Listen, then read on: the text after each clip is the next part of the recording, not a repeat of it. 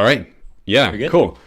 I'll just do a teeny tiny introduction. This is Kimin Kim. I initially met Kimin Kim when we were working at the same school, and just like fell in love with the performative aspect of his work, which someone like when I was an undergrad, someone once said like always use yourself as a model. One, you're always available to yourself, and then two, you can't get in trouble for like asking someone to do something questionable. Like you just have yourself to answer to. So I thought that was kind of hilarious. But anyways, I really respected how Kimin utilized himself in his work. Um, it was just like very interesting to see how he engaged body and performance through photography and through the lens. Um, Anyways, and now he is up. I realize all three of the speakers are up in New York City. That was not intentional. But he's up in New York City pursuing the master's at Hunter. Um, I think that's all I got. I'll turn it over to Cool. you, Kimmy. Yeah, sure. Thanks, Dana. Yeah, we met. I mean, I was in your class when I was sophomore. It was my first met, and Dana has been always my best friend and mentor, helped me a lot of work and conceptual wise and more practical way too. So yeah, we'll see. I'm gonna start sharing my screen. Like the we'll see. And you never know. You never That's know right. how Yeah. thing will change or whatever. Dear God. All right, everyone can see my slide. Cool. All right. So, I mean, really, why do you take photos? It's not a quote or just question that I used to think myself as from the art history class that I was taking in undergrad. It was like the first question of the first day of the class, and the professor was asking the class, like, why do we take photos? And I'm not really a big fan of riddle, like that's kind of like philosophical riddle or question or whatever, because bacon is always going to be bacon is bacon. And I think the reason why we take photo is because we have a camera. So I think that got me into photography, not in the first place. I mean, of course, first place is always boring stories. Your father gave you 35 mil and you start shooting the cameras and yeah, boring story shit. So I'm gonna move up to next slide. So this is one of the project that I was working on in 2015 when I was sophomore or junior, I can't remember. But yeah, I was just taking photos of my neighbors with the 4x5 large format camera because I had access to it, because I had access to 4x5, the large format camera from the school. And I liked it. I liked the fact that it took a while to take a photo because the process is much complicated than digital or 35. You have to set up a tripod, you have to have a loop to make a focus, and you have to have a light meter to measure the light, or you always have to have a dark cloth to block the light from the behind and look at the mirror. No, not the mirror. Yes, mirror, and to see the composition and everything. So it is really slow process. And of course, developing a film and printing also in the darkroom is really slow process. And that slow process really make me think about what photography can do or what photography should do. Not should do, but at least for me, like taking photo or the actions of taking photo somehow became more interesting in later part. I mean, right now I was just shooting a lot of dumpsters or buildings in the Richmond, Virginia. And look how they're, I mean, I noticed like those buildings and things in the photograph, they become like really graphical. So I made this little small artist book. They were like 24, yeah, something like that. So we're gonna look at a little documentation of this thingy. Oop, nope.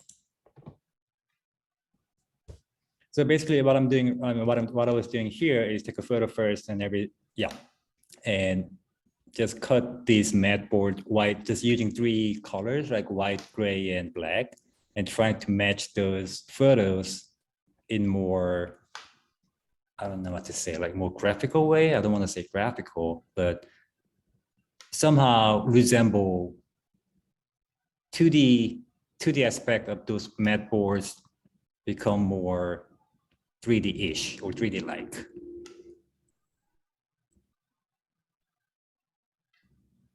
And I was also noticing like somehow my photographs in the later part, like this guy, becomes really simple. Like this too. So yeah, from this part, I was more interested in like how, ooh, where is my screen? Yeah, there we go.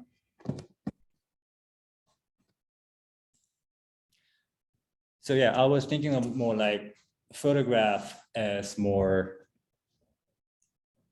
as a vessel for the idea or concept or thinking that I was doing at that time. It wasn't really about this beautiful landscape whatsoever, because yeah, that's not really stuff for me.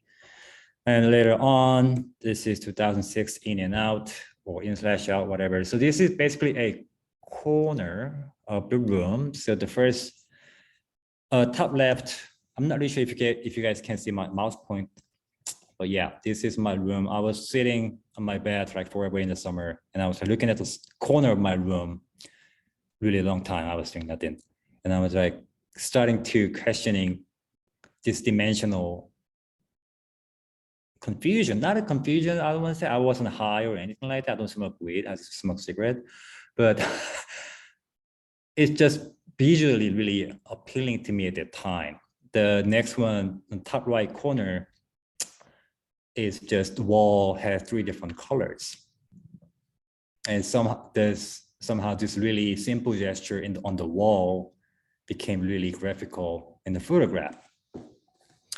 And later on, I was trying to make something out of it. So I was welding some of the steel rods to mimic those dimensional aspects of photographs.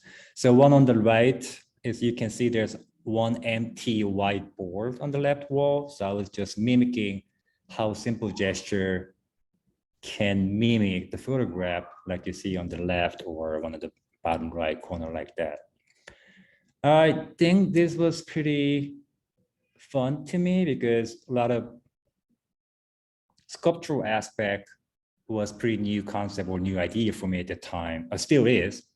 And those incorporating those 2 ideas or 2 aspects of 2 different medium was really challenging for me, but also fun, I think. So for this, I think I was junior. I was in class called Concept with John. And basically I had a light situated in front. So that's one thing that I really missed, because a lot of people went like in between the light and the pieces, and they were like making the shadow. And I was thinking about the people, we just see the work from behind when they know. So my guess was instruction was not really clear, or how to 3D piece is not, it's not like just photo on the wall, and somehow I have to think about how to navigate the people around it. And that also got me thinking about my next project in the later part. So next, yeah, this was fun. So this all started from the one conversation that I had with I'm pretty sure he was painting major. So I was just smoking a cigarette with this painting major. I don't even remember his name, whatever, but we were talking about like how hard to be a painter or photographer at the department. And the sentence he's told me was like, "But you guys are not making like fine art." And I was like, "Oh, how do you define fine art?" Well, I'm not selling my painting, so I don't even, well, if that makes you.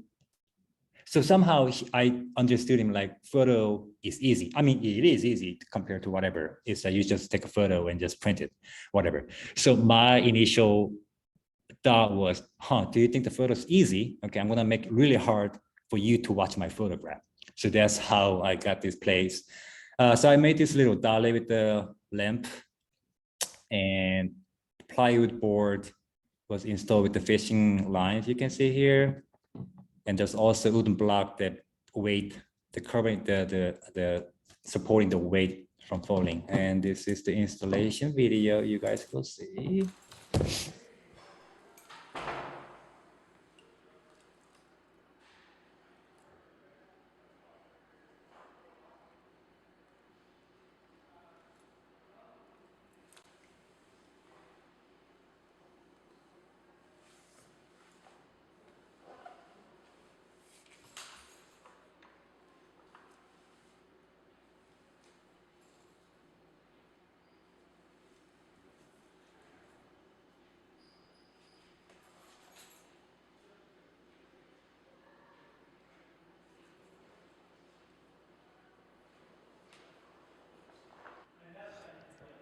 Yeah, and this is the scene that you will like see actually when you're about to lie in there and go through the dolly station.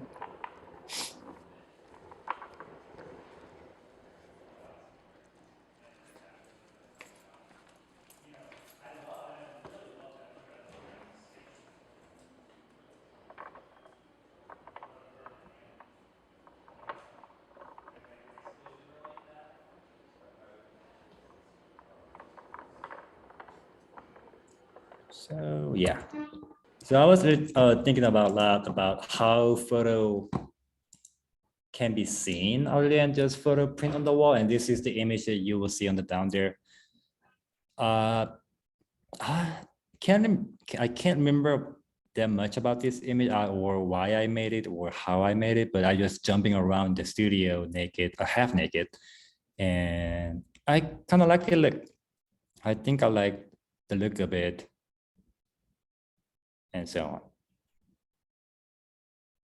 Yeah. So Was there, sorry to jump in, was there an yeah, image sure. on the top surface? I don't remember that about that piece. That piece was oh yeah, this guy. You mean the little small guy here? Yeah, yeah. That was Is that just this? there was the crop from the image. I think it was like foot, my foot, like from here to here, I like see. this little bit. And Yeah. someone, I think it was a crit. Someone told me this, like, why would you spoil the big surprise in the beginning? And I was like, oh, that makes sense. I just got rid of it after that crit. But yeah, my idea was the expectation comes from no disappointment. Yeah, disappointment comes from expectation. So if you don't have any expectation, you cannot be disappointed. So I was thinking, this was like 2006, so I can't remember anything, but I think I was thinking giving them little force, like wrong expectation of what they're about to see, and that somehow will elevate the surprise or element of surprise when they actually go through the piece. So I think that was my idea of like this little, I don't know, appetizer, but yeah. All right. So, and then I went to the Therefore I Exist series. This is, so in 2017, I had a really bad breakup and I was questioning like my life about my control because I think I was controlling my life before then because I was always like on top of everything guy. And then somehow the breakup really gave me a hard time about controlling myself. So I was thinking, so photo studio where everything is perfectly controlled, light, backdrops, like everything, like props and everything is perfectly controlled. And I tried to lose control in the setting to prove that I have control because it was more like a philosophical idea about, you know, therefore I think, therefore I exist, something like that. It's really, really cheesy and literally, but yeah. And I liked how it turned out at the time. It was more like, so I was basically like running, just drawing everything by piece in the studio, take a photo at the same time. It's kind of like inspired by Debola, John Debola, as far as I could get. No, as long as I could get away from camera, where he set up a camera on the timer, and after starting the timer with the shutter release, and he ran away from the camera and to see how much he can get away from the camera idea. I mean, yeah, like 70s and 80s photography artist really inspired me in these spaces too. And I just keep questioning my self-existence because I'm just jumping up my ladder and to see how it hurt me. Or I wasn't just thinking, I like the visual aspect of this work. I wasn't really thinking about green shirt that I was wearing or this orange underwear that I was wearing somehow matched with the letter and the wall. It's like, okay, that worked. But yeah, I was just basically jumping up the ladder because I was questioning myself, jumping versus falling. And for this crit in the class, I was handing out to people, like I have a little handout to people to define the difference between falling and jumping. And the one thing that I remember from my classmate was, it's the will. It's like you jump with your will, but you fall without your will.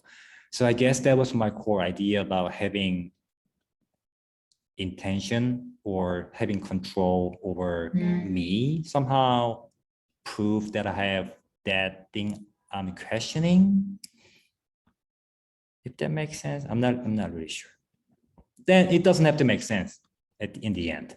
But first, I think my process is really critical, because my process usually start with one sentence or a few phrases, and I just jot it down a little more, or even usually in a question, like, does it matter to be photographed at the same time I'm standing at the, like something like that, something more like really stupid question, and then I develop my question to maybe small paragraph or something like that, and then I decide to do with adding more visual aspect of that with the photography aspect.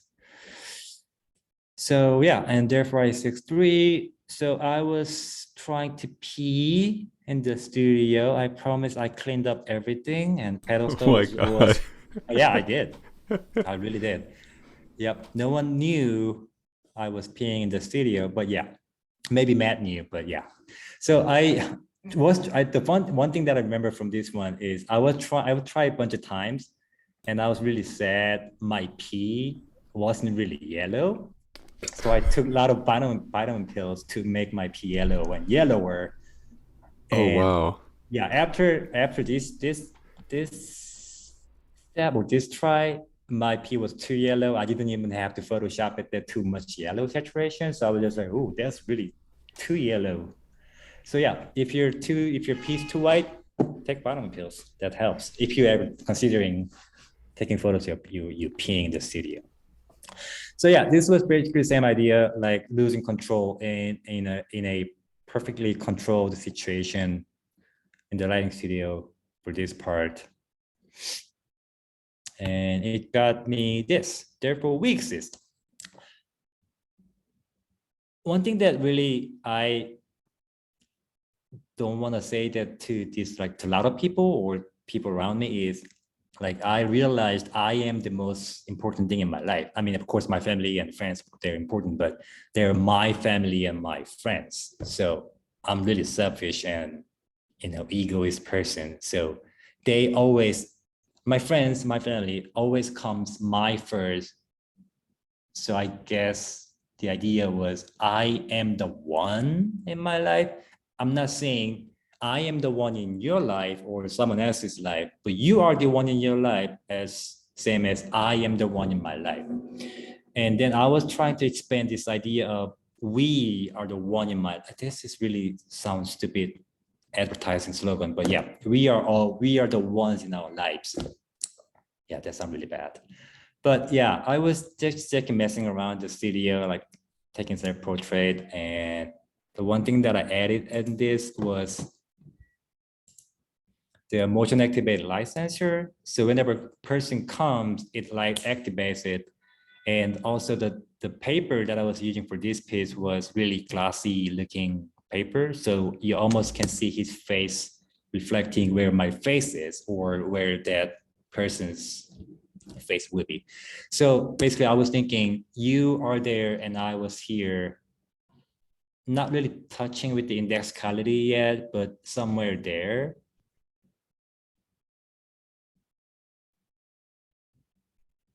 Yeah, I was pretty happy about this and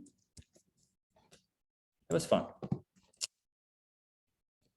So yeah, this was my undergrad work so far, and I can move into MFA stuff, master stuff, but they're not really that exciting for me right now. It's not visually not there yet. Of course, and poor documentation. So yeah. So I just finished my second semester. Yeah, I just finished my first year, and this was one of my big installation, or not really sure if it's installation, that I did under my first semester. So I was just I made this fake DMV or airport type of environment for people, for the class to sit in first. And I wasn't asking, I wasn't talking at all. I was just sitting right there as officer type shit, not shit. So everyone was just asked to fill the form. The first move that I made was all the pens in here were emptied out. So no one can really write anything without their own pen. So I guess just frustration and just getting annoyed when you go to DMV or airport, some sort of like those government bureaucracy or red tape, something like that kind of thing. And the form is started really silly question. If you can see, it's really hard to see, but like your color in RGB numbers or your date of birth in some, like 0 to 25 or 25, it's a really stupid question. But as you proceed with the form, it becomes a little more serious. Like, have you ever involved in genocide, or have you ever activated in terrorism, something like that? Those serious questions was actually coming from the real immigration form that I had to fill because I'm not citizen here. But every foreigner in the United States had to fill out their form when they come to the US. So I was just making this governmental bureaucracy, red tape environment. So I made this little installation, I can say. I was just sitting down a chair, and the people come to me when they think they finished their forms, and they were asked to shred their form, the top of the paper shredder. And when they do, you have to press these two foot pedal on the floor and this 2 foot pedal, like to activate the speaker at the same time. So the speaker says, Hi, I'm Kimin. It's like Kevin with the M instead of B, Kimin. Hi, I'm Kimin. It's like Kevin with the M instead of B, Kimin. because I was really sick and tired telling my name over and over again. Hey, I'm Kimin. Kimin? It's like Kimin. Kevin? It's like, yeah, whatever, doesn't matter. It's just Kevin with the M instead of B, Kimin. So that was somehow easier for me and easier for them. So yeah, after they shred their forms like this guy here, and they come to me, and on the paper, I had a little scale and the stamp. So I measure the weight of their form. So after they shred their paper, I ask them, hey, where's your form? Give me your form. And some people like grab the shredded form from the ground, or some people just like brush them up with their clothes, whatever. And I measure them, and I gave them a little envelope with my IDs, the prints of my ID in the real size, with the stamp on it, to categorize the stamp that I had 4 categories: egoist, egotist, egomaniac, and megalomaniac. So one of them depends on the weight of their paper they brought to me. And after that, if you can see the stanchion here, they go past the stanchion, and this is what they see. They're about 24 by 36 inkjet printed, mounted on the foam core. So basically, they're my IDs, not my real IDs. The one from Virginia, no, not you. The one EAD card that you have to get to work as a foreigner, and my SS, the Social Security card, and my New York ID. So I just basically scratched off the part that I indicating that I don't belong here, because to be honest, I don't want to say ashamed it, but it's more like sometimes really frustrated by that thingy, because like, let's say I go to a bar or some just, cheap beer near my house just for after work or something.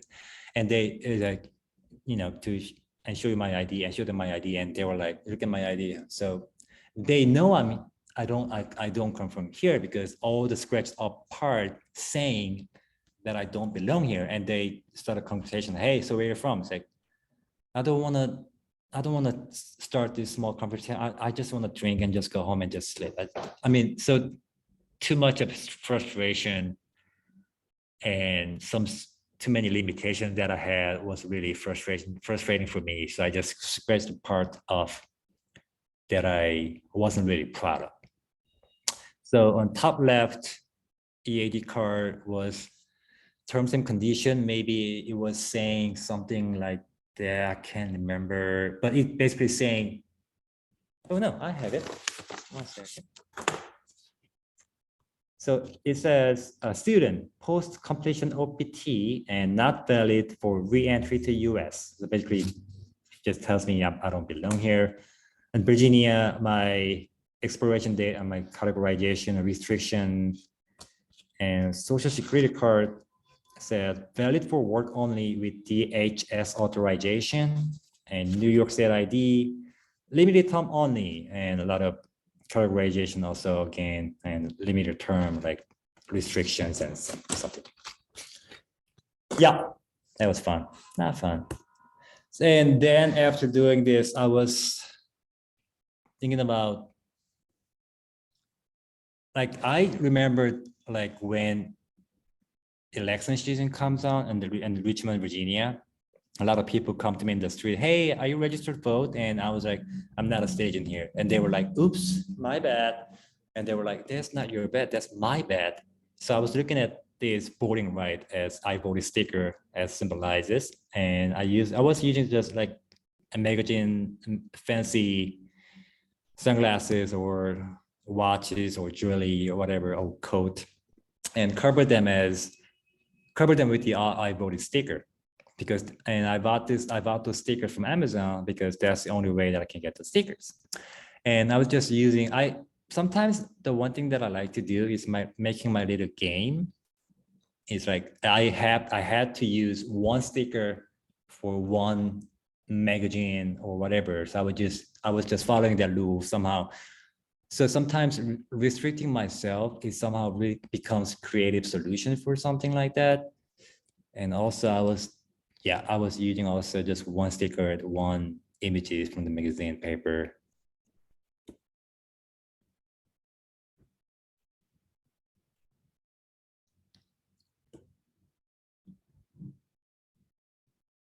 And my idea was, they're quite big, 24 by 36-ish, 24 by 46 maybe, yeah.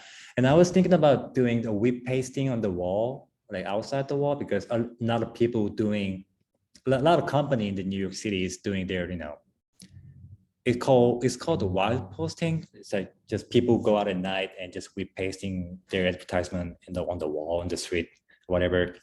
And I was trying doing that, and the weather kind of got worse, and I was like, maybe when it gets summer, and I'm still summer, so we'll see. All right, so copy mechanism is the one that I did last semester as well. So my school, Hunter, gave everyone personal private studio in Manhattan and in near Tribeca. And my studio is right outside, right next to Holland Tunnel, which is connecting New Jersey and New York City. So it gets really noisy when it's rush hour, like 7 a.m. or 7 p.m., 8 p.m. So I was really, really upset by that because noise was just killing me. It was pretty bad. So I didn't know what to do. I was like so stressed about that thing and I was like, I'm gonna make a little game so that I can enjoy this process being in the studio. That was the idea. So yeah, 205 Hudson Street is the address of my studio. Copy mechanism 1 Holland Tunnel.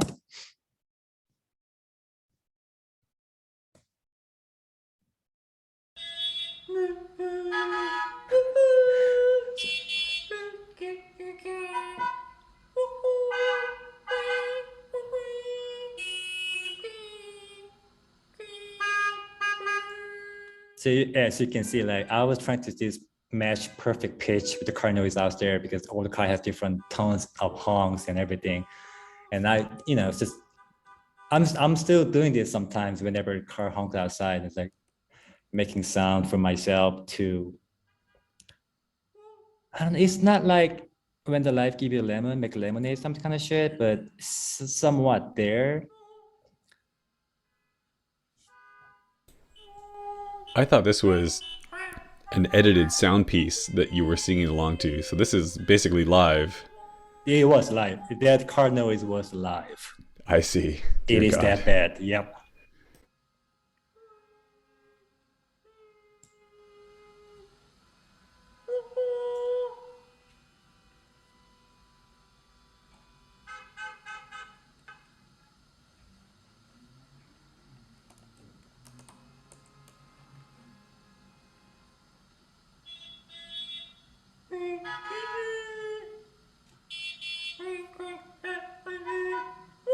So yeah, obviously you guys can see I do not have a musical talent. It's not, tone is not matching perfectly whatsoever. It's just me messing around.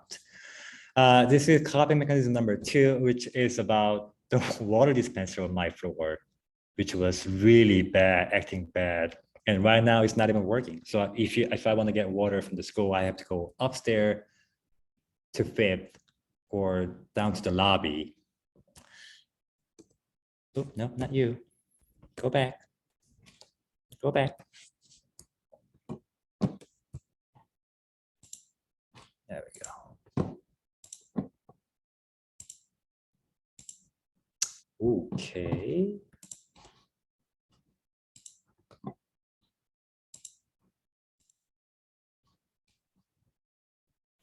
I can see it's small.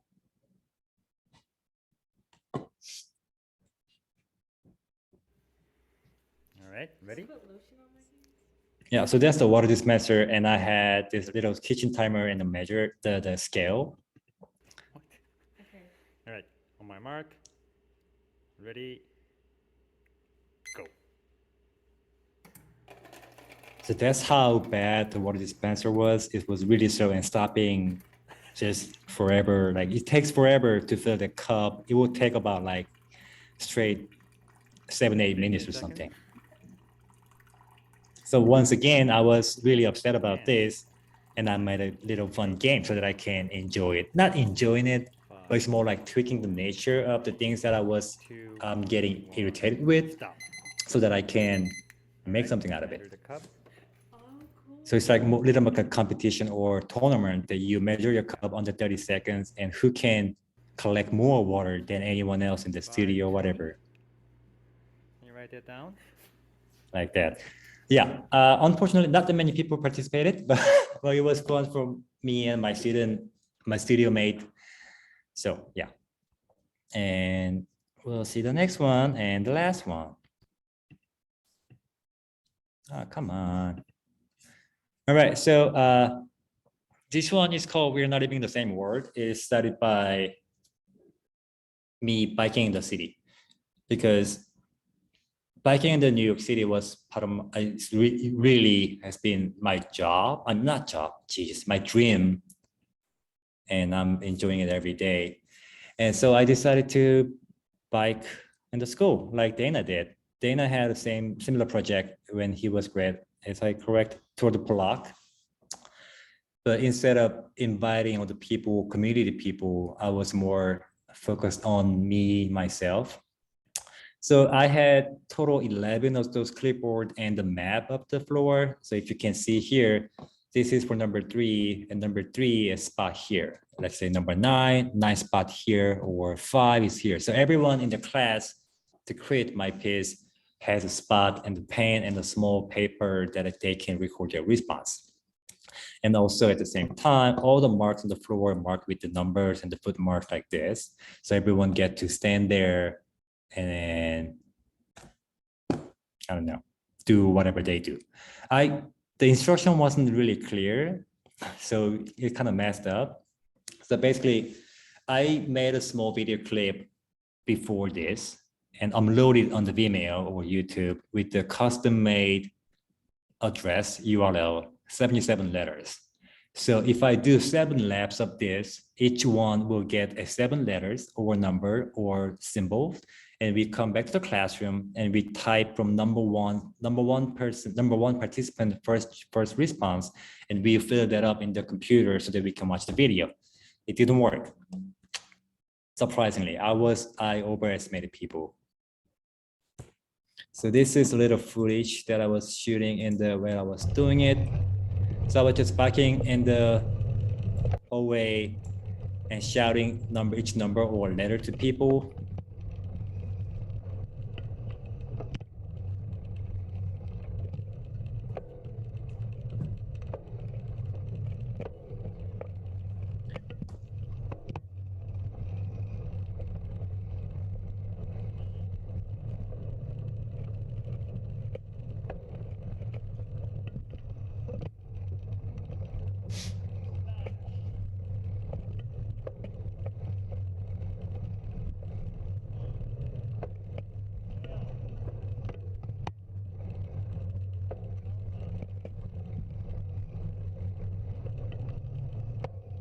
So yeah, there was one lab. So I did 7 times that. So everyone have 7 letters. So this one, the address that you see down here was the actual 77 letter from here, and not including HTTPS and / female.com user whatever blah blah blah. So what we say explicitly is implicitly denied by their indexicality. And this was the video they were supposed to see, but no one get to see it. And we never watch in the class. We just talk about the process. And this was how I was reading the letter, like just ripping up the sticky notes by piece every time I cross person. We can watch the video. It's 4 minutes. Indexicality sounds complicated, but it's actually easy. It's meaning, all right? But it's implicit meaning. It's meaning that we don't say, but we express, right? We don't write, but we express, right?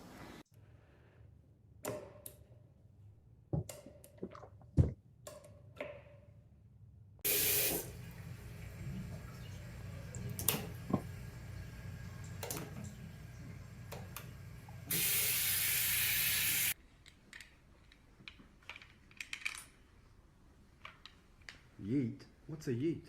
Yeet. The index is, your index is this, your pointing finger. So it points. Indexicality is a thing that points away from what you say to the context in which it fits, all right?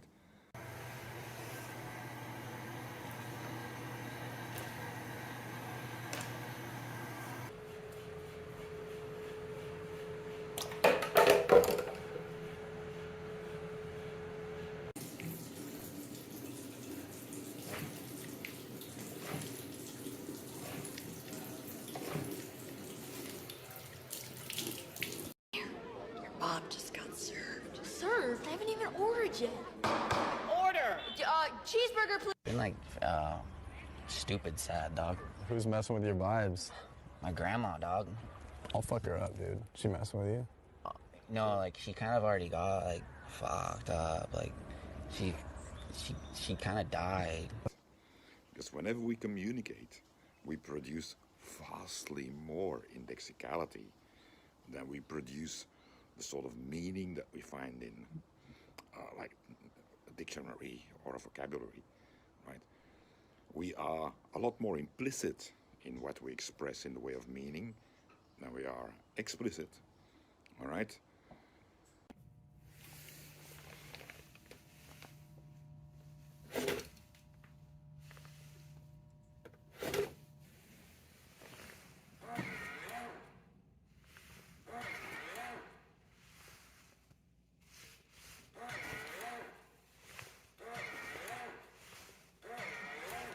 Night Screams, the new fun of the kids. I melted a lot of people. Humans shouldn't visit the labyrinth. Hi, I'm Ronald. Are you staying for the night? Go slow, 'cause I like that. Kevin, the car's coming soon. No emotion, no accent, nothing. Pass the water. Do it at once. That boy is thirsty. You seem busy. When can I get handsomer? And very often what we say explicitly is implicitly denied by the real strong indexicality of what we're trying to communicate to other people.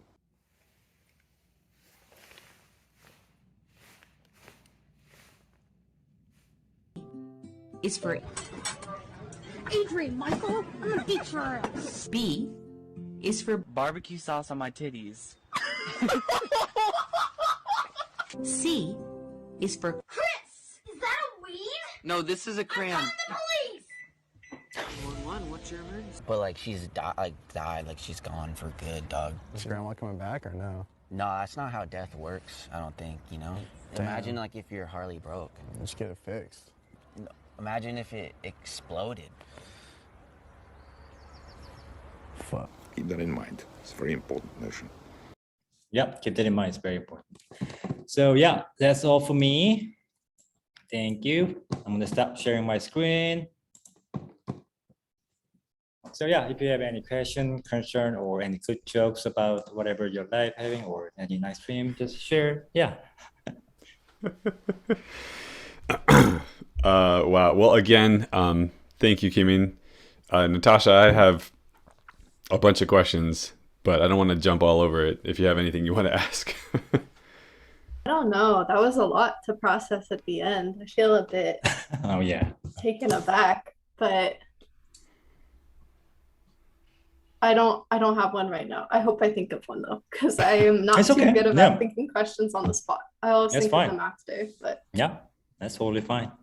I guess like starting from that last piece, like how does I think because like I saw Natasha laughing. Did you like recognize any of those memes? yes. Yeah. Yeah. So like how do memes fit into the like larger scale of your work, or how did it feel like you wanted to include? Yeah, like I guess how does it fit into your work? Because it's like it communicates super well because they're really funny, Right. but yeah. So everyone, not everyone, but I do collect the memes on Instagram. I always save them and watch them later, and I have tons of it. And I was watching one day and I was like having these commonalities between the memes, like, this is about something about communication that I was trying to explore the ideas. And I think this can be a perfect example.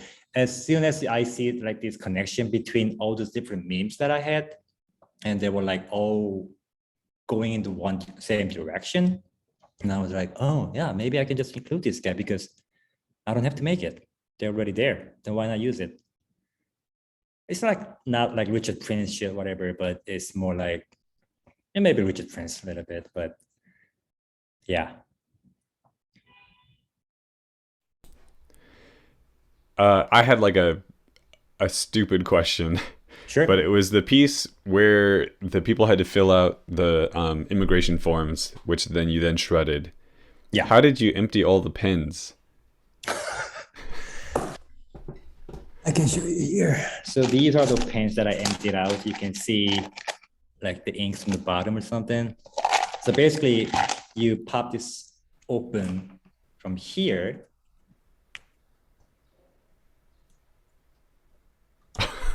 Somehow, yeah, like this.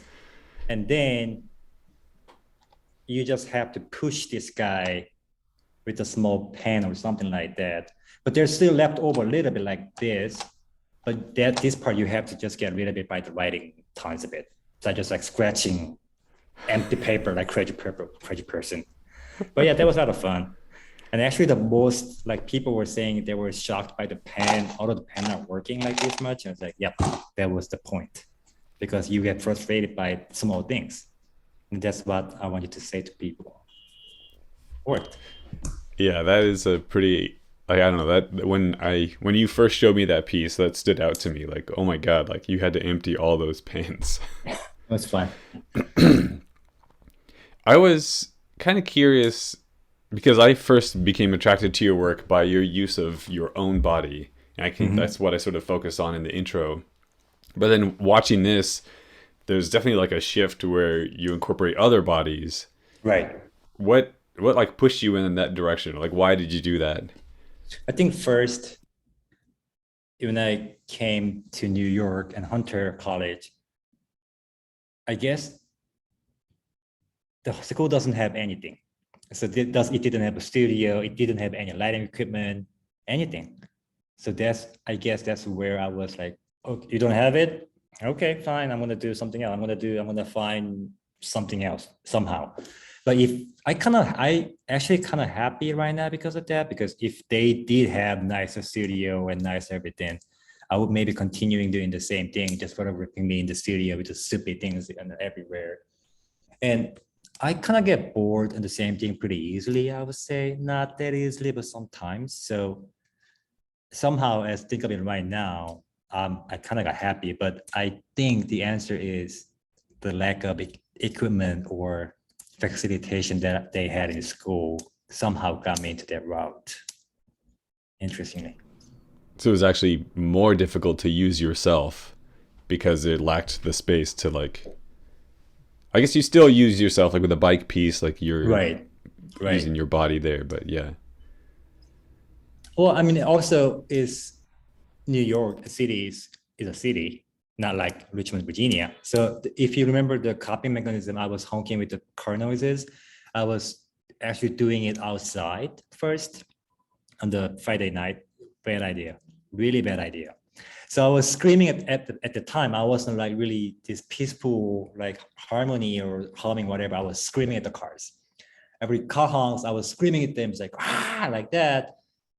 And I was doing it like for like 10, 15 minutes, and a drunk like this gang of just drunk guys, they come, oh, yo, what are you doing? It's like, oh shit. I go to school here, and I was, like I was panicking. So yeah, what are you doing? So I'm just screaming at the car because they're annoying me. And then they were like, well, you're annoying me with this screaming. I was like, oh shit. It's like, okay, yeah, I'm yeah, nope, not for me. So yeah, that's how kind of got a little more, I don't know, I don't want to say peaceful, but not more violent way. It's less violent. It's somewhat, some degree, it's still violent a little bit, but I just came to my safe place and, I don't know. But yeah, using my body part, that's an interesting question because I kind of see where I am going actually with this. Not really. I don't know. The opposite. I don't see where I'm going with this. Well, that's why I'm in grad school, I guess. It's like I'm like a cat. Like I don't want to be in everyone's attention, but at the same time, if you lose attention from me, I wanna grab your attention. That was really bad, somehow. But yeah, I'm thinking like that recently because I am still center of my work, but I cannot. I do appear in my work sometimes, but I do not appear in my work same time. But in the end, the same idea is it is all from me and it's all about me. That's not gonna change. I don't think so. Yeah. I think that's really interesting. I didn't know that the I think therefore I am piece started as like a excuse me, examining control that you had in life. Then now looking at your work, it seems like control is the medium. Like it spins through all these pieces, where and then just what you said, like I am the center of my life. Like I see that as a commonality now. It is interesting to think of control as a medium. Like I have got like the gamification is like very much about control, and like any sort of like physical feat where you're jumping or falling or even like biking around, like this seems about like control. And then that last piece with like the I voted thing was interesting because it got, I mean, your work like pieces before that are like pretty overtly political, but then that last piece was like very like this is extremely political, but that also seemed like politics as a game or politics as control. Sorry. Yeah. That also, I think not a problem, but discrepancy between those two routes of work, two paths, I would say, like this. I don't want to say fucking around work and not fucking around work, but not fucking around part is more like there are so many painters and 2D medium artists in my school. It's like 95% are painters or whatever. So they always have something on the wall ready to show to gallery space, whatever, they promote themselves, whatever. So I was like, I was a little bit under pressure that I have to make something that I can hang on the wall, show it to people, and not selling part, but maybe like representation of like what I do, because I can't really show people, hey, I'm just biking around the school and just yelling at people. It's like, great, keep doing the good work. I can't really do that. So there was more like my I don't I mean I'm not saying I don't want to do that part, but it's a little different for sure, like you said. But yeah, they're a little different. I'm not really sure what to say after more than that. But they're a little different, but they're same idea, basically. A little bit, not a little bit, a lot of it, I think. Yeah, I mean, it seemed like they were discrepant or different when I saw them before, but then now, like, to hear you talk about control, it actually feels very connected. And like seeing how you sort of gamify certain things, and then that body or those parts of your work, like they feel maybe not cynical, but definitely very dark.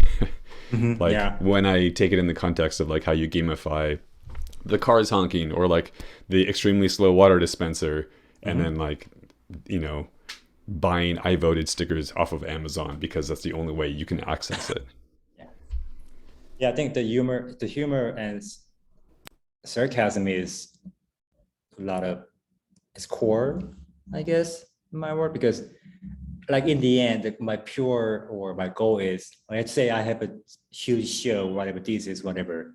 People come to the show and they were like, is this a joke or whatever? And they go home after, it's like before the night, before they hit in the bed, it's like, oh, maybe that guy wasn't joking about it. Maybe he was serious. That's the pure reaction that I want to get from the people. It's not like that, but a little bit, it can be that strong. It's like, oh, like who's the filmmaker? Who's the Jesus? Forgetting their name. Whatever. It's like plot twist, village.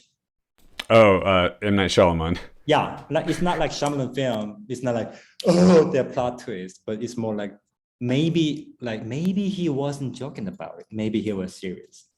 That's kind of like the reaction that I want to get from people, I think, eventually. Yeah. I don't want to keep you too much longer, but we do have a couple minutes. Like, Natasha, was there anything, questions about New York life? Maybe like, what is something that was hard in the process of like making pictures for you, or is hard still, but something that you do to remedy it, or maybe that you can't do to remedy it and it's just a problem that you have to deal with? That's good. I like that. And kind of like both ends of that, like almost like how you conquer writer's block almost, or like, is there a block that you can't conquer and it just kind of like needles away. That's dark, Natasha. Thanks. Yeah, I mean, I guess the things that I don't have control or I cannot control, I just let it go. It's really hard. I mean, I'm not a robot or I'm not a fucking computer programmer. So I'm still a human being, and I still have a feeling about those kind of things that I can control, like something. But I try not to think that hard if I don't have a control or there's nothing I can do about it. Nothing I can do about it. I think the gamification is really incredible. Like it's sardonically cynical, but like I thought you singing along with the car honking, I thought that was like you had recorded cars and like built a soundscape. And even in our talk now, I can hear them and like, yeah, that would drive me bananas. And so I think like approaching those things that you can't change with some sort of like meeting that immovable force by erecting like a structure around it is like really interesting. Yeah, I'm gonna like start thinking about how I can build that either into my life as art or as therapy. Oh yeah, it is definitely a good therapy for everyone. So you can control it, just try to forget about it. It's gonna be hard, but still you can try. You know. I have one last question, and then we'll let you go, Kimin. Thank you so much for your time this morning, or whatever time, the afternoon and evening. No I'm morning for you, right? I'm the most important person in my world, is what I learned. Oh yeah, for sure. Good morning, you all. um, uh, like like I said, I was first attracted to your work because of your use of self. And like that, thing that someone had told me earlier about utilizing yourself was like relatively safe, or logistically safe at least. In this shift of like utilizing or engaging others, at least, how has that experience been received? I know you're in, like, I guess the safety bubble of an art school where you ask someone to do something and you say it's for Right. art. They'll usually be like, yeah, okay. But like, Mm-hmm. how do you see that? I guess, how's that experience been for you, where like instead of controlling yourself, you're controlling other bodies? And then also, like, do you see that?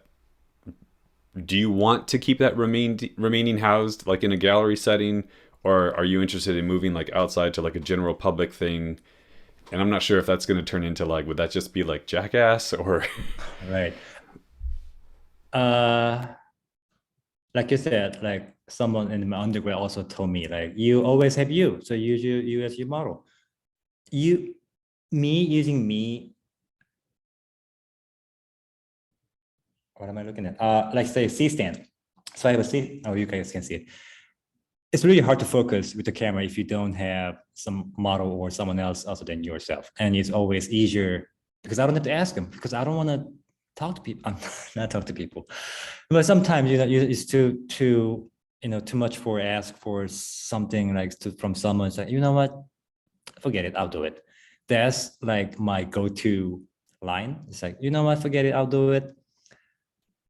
And it is easier to use myself, obviously, but in here, I think here is a little different. I don't think no one will ever be interested in doing something like that. Even in a school setting, maybe not that much. I mean, the feeling that I got from the school is everyone's competing. It's like a little game. It's like, okay, I'm not going to be part of your game. I'm going to make my own game. But yeah, so that's a little harsh for me right now. And what was the second part? I guess just like if you're interested in utilizing other bodies, but like outside of a school setting or outside of a gallery setting. So yeah, a lot of people ask the same question with the biking around the piece. Like, there's always one question always come up in the crit, like, how are you gonna present this one in the white cube, your gallery space? I will not. I mean, luckily, if some gallery comes to me and say, hey, I like your work, let's have a show in my gallery space. And then I will have to think about that space and make something similar or same idea, but a little different formal for that space.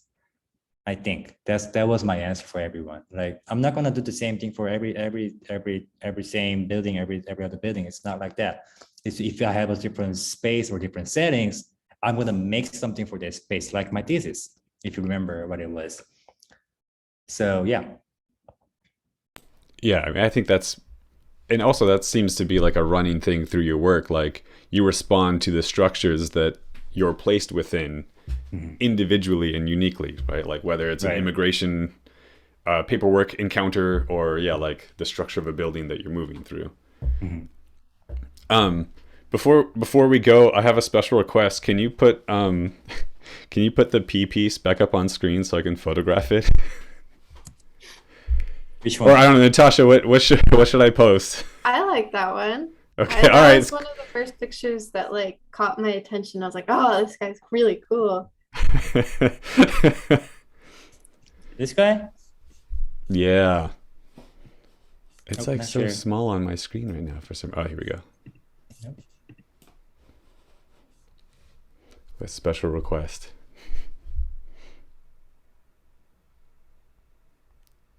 Because when I first looked at this, I just imagined like what it felt like to do it and be there and like imagine myself in that place.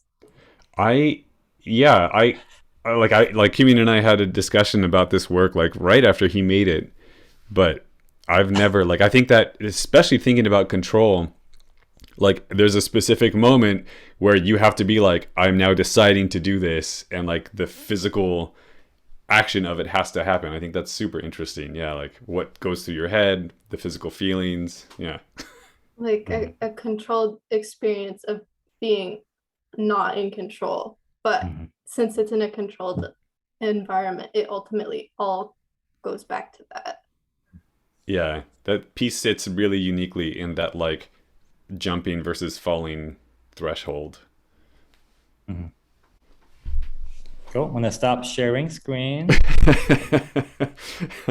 Okay. Kimin, thank you so much for your time Yeah, this thank morning you for or having today. me. Yeah, that was awesome. Super good to see you again. Natasha, awesome to see you. I don't expect you to join us tomorrow, but if you can, that's awesome. But the time is Probably slightly will. different. Yeah. Oh. But anyways, cool. Awesome. I'm going to post the video, and Kimin, when the video's posted, I'll send it over to you just so you have it Sounds for your good. record. Thanks, Thank you. y'all. Take care, everyone. See ya. Bye.